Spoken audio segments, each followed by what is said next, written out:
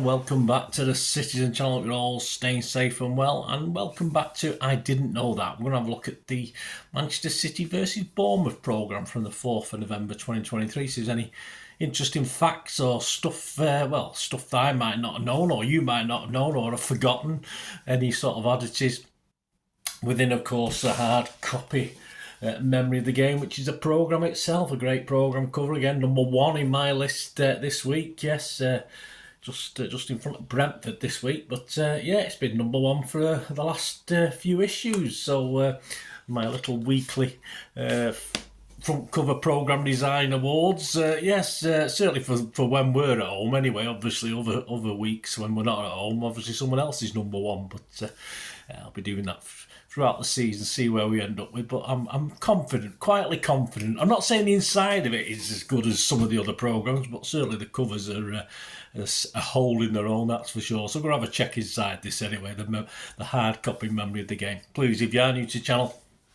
push that subscribe button, push the bell notifications, everything City past and present, of course. A vlog magazine, if you like. Lots of different things. Some you might find more interesting or others. Some you might find entertaining than others.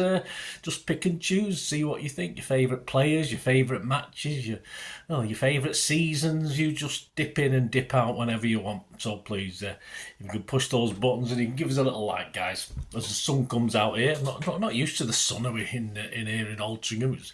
I was at the match yesterday and it was not too bad. A bit wet, but it wasn't as wet. It wasn't stormy. We got away with it again, didn't we? But fingers crossed, let's keep getting away with it. Storm Kieran wasn't as bad as we thought. Anyway, let's have a look at this one. Not quite bonfire night, of course, but that cover, of course, Saturday the 4th of November. In the old days, don't forget, obviously Sundays, you didn't have fireworks on a Sunday as kids because of the religious connotations. So we used to we had a choice of having it on the day before or the night after. So you got two for the price of one if you like your fireworks, but now they don't seem to care anymore, do they? But we get it about 2 or 3 weeks now, don't we? Every night for the leading up and at the end, although it's not been as bad this year, I don't think. But a great cover anyway, and the red obviously denoting Bournemouth with the blue and white denoting City. So a little homage to Bournemouth as well. They don't always do that on the cover design. Sometimes they do, sometimes they don't with the team we're playing. So what didn't we know? What have we found out? Well, about City, perhaps. Foden's Premier League stats include he's played 139 times, scored 37 goals, 21 assists. That's not bad, is it? 58 out of 139. What's that? About 44%. Shot accuracy is 41%. It's probably higher than I thought for Phil Foden. He's got yellow cards, just 3 at the moment. So he's a well-behaved lad, isn't he? Even though he looks a bit of a scally sometimes, doesn't he? My apologies, Phil, but you know what I mean. Kyle Walker in the Premier League. This includes, of course, Spurs as well. Has played 373 times. He's got 8 goals. That's quite astounding, isn't it, out of 373?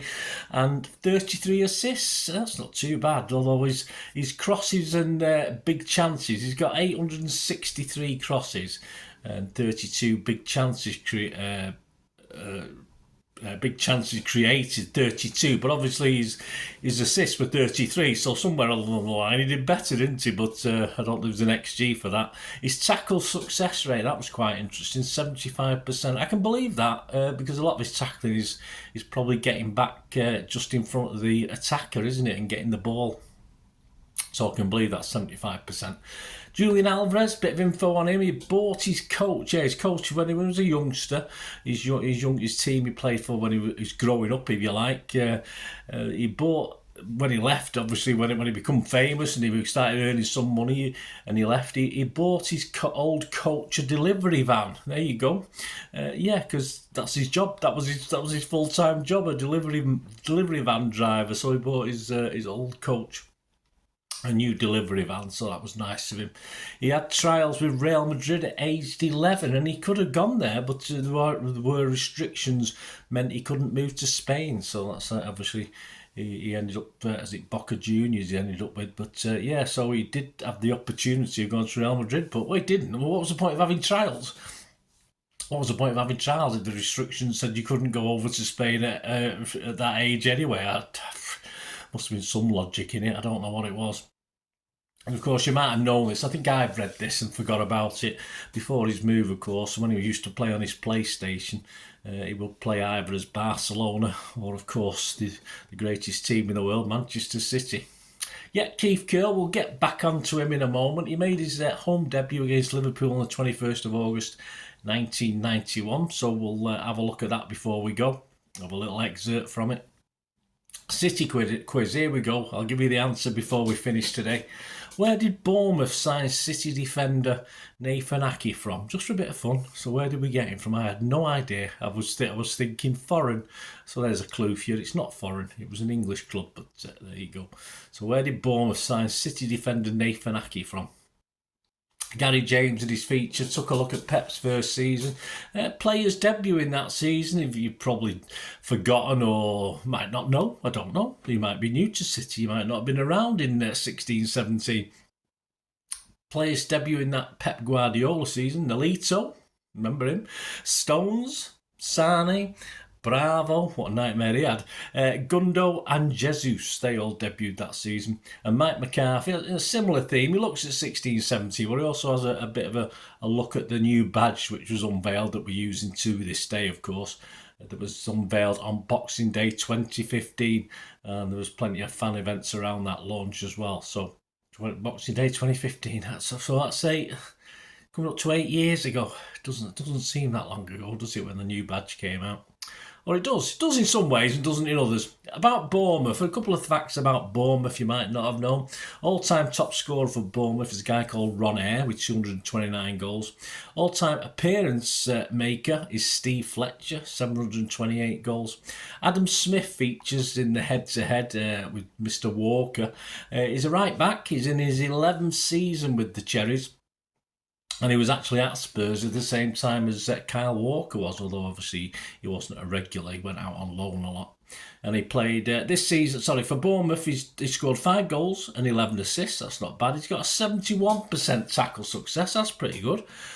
He's got 249 crosses to create 14 big chances. So that's old Adam Smith of Bournemouth. So before we go, we'll have the quiz answer in a minute. But back to Keith Curl. I'll have a quick read from his little article in the programme. If I can find it, I've got a paperclip on it somewhere. There we go. My main game, a century on from opening the main road, former players discuss their favourite fixture. This is a regular thing, of course, in the programme itself. And they're asking him about his debut. And actually, I've got I did a vlog on this back in August 2020 on his debut game. So I will put a link on screen. It might be in the comments below as well. So seek that out, guys. One of my early things. So I'll be a little bit different. It's funny when you look back at your old stuff, isn't it? But yeah, so I did a little feature on this. So seek it out and have a watch if you can, guys. But anyway, let's go back to this hard copy version. As Keith Curl looks back on his debut. He joined City from Wimbledon. £2.5 million fee was the joint highest fee paid by a British club for a defender at the time. Old Curly Whirly. We did like Curly. He was asked, what was your first impression of Main Road after you had joined City? This is his debut was City 2, Liverpool 1, the 21st of August 1991. So a good team to play and a good win. What were your first impressions? He said, you knew from walking up the steps to the entrance and main reception, it was an impressive stadium. And then you walked through the director's lounge, you got the elevated view of the stadium. That was the first impression. And the first welcome I got to the football club was that entrance. And it just impressed me as to the size of the club and the potential. Yeah, I mean, no disrespect, but to me, after Wimbledon, even probably Oldham might have been impressive. What do you remember most about your first appearance at the stadium in a City shirt? It was everything. The build up to my first home game. The Kippax singing Bluemoon was everything I expected it to be. Older players will tell you it made the hair stand on the back of your neck stand up. Well, let me tell you, it's one of those goosebump moments. When I went to City, Peter Reid installed me as the captain straight away, so it's a sense of pride because you've just joined a new football club and there you are leading the team out, and then you get met with Bluemoon. Phenomenal. Tell us about the atmosphere that greeted you on that day. During the warm-up, you get the muffled sounds of it. Then you go back in after the warm-up and you do the final pre-match. And as you're walking down the tunnel, you could hear the noise getting louder and louder until you are visible to the whole stadium. Even though you can see the Kippax, it wasn't until you get out there you realise all the noise is radiating from the Kippax, and it just seemed to spread around you and engulf you.